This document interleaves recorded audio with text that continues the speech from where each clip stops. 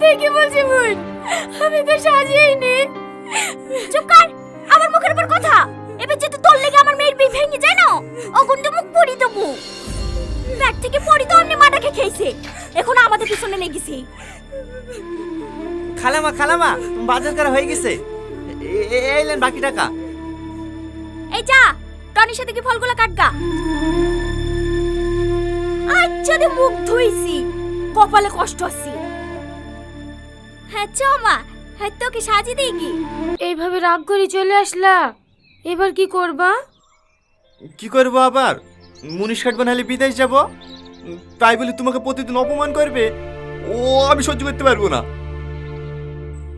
আর তুমি বিদেশ চলে গেলে যে আমি থাকতে পারবো না। তাহলে গ্রামে মুনিশ কাটবো। থাক, তোমাকে মুনিশ কাটতে হবে না। এই লাও ধরো, এই দুটো বন্দুক দিয়ে তুমি যে কোনো একটা ব্যবসা শুরু করো গা। আপনারা তো সৎমা পার্ট 1 নাটকটি দেখে ফেলেছেন, কিন্তু সৎমা পার্ট 2 কবে আসবে, কখন আসবে, কত তারিখে আসবে, এই ভিডিওতে বিস্তারিত আলোচনা করা হবে। আর চ্যানেলটিতে যদি নতুন হয়ে থাকেন তো লাইক অ্যান্ড সাবস্ক্রাইবটা করে দেবেন।